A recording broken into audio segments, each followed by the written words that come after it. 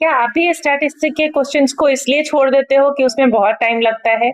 तो आज हम इस वीडियो में देखेंगे कि कैसे कम टाइम में स्टैटिस्टिक के कौन-कौन से ऐसे टिप्स जिसे फॉलो करने से आपका टाइम भी सेव होगा और आपको एक्यूरेट मार्क्स भी मिलेगा। तो चलिए फटाफट स्टार्ट करते हैं इस वीडियो को और लास्ट तक बने रहो ताकि जो भी टिप्स है उसको फॉलो करो और एग्जाम में अच्छे मार्क्स लेकर के आओ। आज पहले हम देखेंगे डायरेक्ट मेथड। पहले क्वेश्चन को हमेशा 2 बार अच्छे से पढ़ो, ड्राइंग में भी आसानी होगा, कोई गलती नहीं होगा। ठीक है, अब इस तरह से देखो, क्लास मार्क लिखेंगे। एक्स आई क्या हो गया, जो हमारा क्लास मार्क जैसे 0 to 10 है, अब 0 + 10 करोगे, डिवाइड करोगे 2 से, तो जो आएगा वो हमारा एक्स आई हो जाएगा। ठीक है, वैसे ही अगर 10 + 20 करोगे, 2 से डिवाइड करोगे तो वो 10 आ जाएगा, वही हमारा 15 आ जाएगा, सॉरी। ठीक है, अब यहाँ देखो कि हर बार तुमको डिवाइड नहीं करना है। 10 का रेंज है तो 10 ऐड करते चले जाओगे। 5 + 10 15 हो गया, 15 + 10 25 हो गया। अब आते हैं फ्रीक्वेंसी में। फ्रीक्वेंसी ऑलरेडी गिवन है, तो एक बात याद रखना, ध्यान से देखो फ्रीक्वेंसी को और लिखने में गलती मत करना। कभी कभी बच्चे कॉपी करने में गलती कर देते हैं और पूरा का पूरा मार्क्स चला जाता है, तो मेहनत बर्बाद ना जाए इसके लिए क्वेश्चन को ध्यान से पढ़ो। अब जब हम फ्रीक्वेंसी लिख लेंगे तो 5 × 20 100 हो जाएगा, 15 × 24 360 हो जाएगा, और इस तरह से सारे एक्स आई एफ आई को मल्टीप्लाई कर लेंगे। ठीक है, मल्टीप्लाई करते समय एक बार ज़रूर से चेक कर लेना, रीचेक करना बहुत इम्पॉर्टेंट है।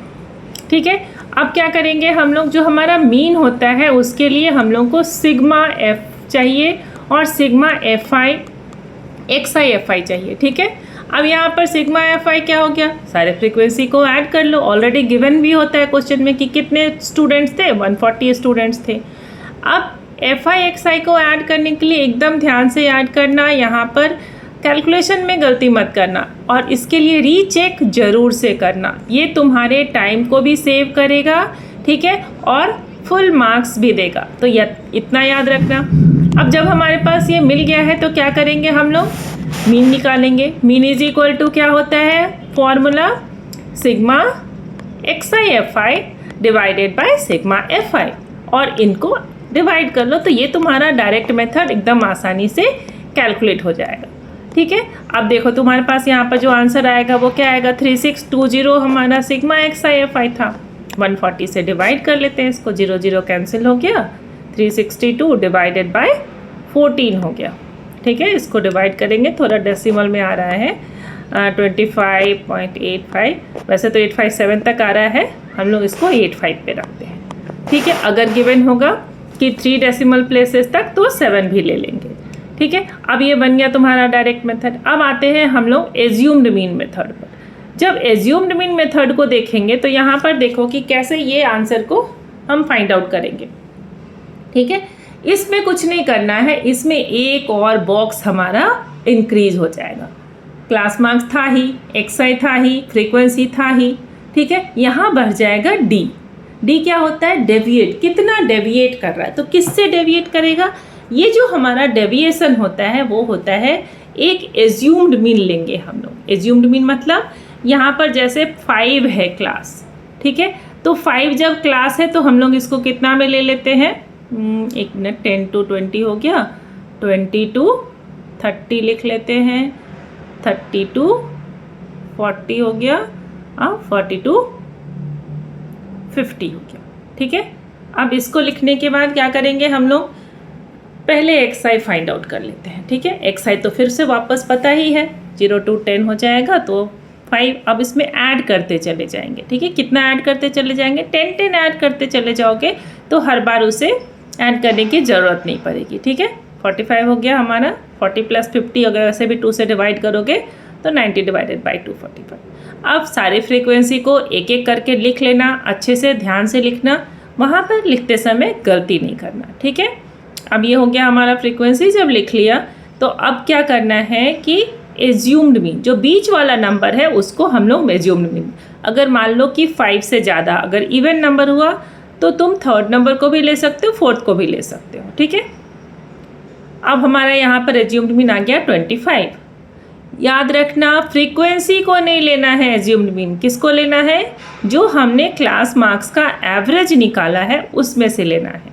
अब हर बार क्या करना है, x माइनस ए, ठीक है। तो 5 माइनस 25 करेंगे तो ये नेगेटिव में आएगा। और इसका भी एक बहुत अच्छा ट्रिक है, देखो क्लास रेंज हमारा 10 है, तो हर बार 10 जो है उसमें ऐड करते चले जाओ, है ना। -20, -10, 0, 10, 20। तो ये भी याद रखना है कि एक बार ये 0 आना ही चाहिए, ठीक है। और ऐसे 10 का ही रेंज होगा, वो याद रखना। जितना का तुम्हारा क्लास मार्क का रेंज होगा वही रेंज होगा, है ना। अब क्या करेंगे यहाँ पर हम लोग, अब मल्टीप्लाई कर लेते हैं फ्रीक्वेंसी से, इस डिस्ट्रीब्यूशन डेविएशन को मल्टीप्लाई कर लेते हैं, ठीक है। तो 5 × 20 ये हमारा हो जाएगा 20,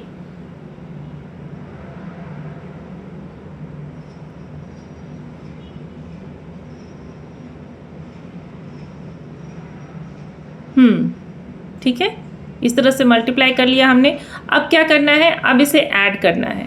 ऐड कहाँ पर करेंगे, ये हो जाएगा हमारा 760, जो पॉजिटिव नंबर है वो 360 एंड 400, और फिर उसमें से सब्ट्रैक्ट कर लेंगे ये 400 और 640, तो कितना आ गया 120।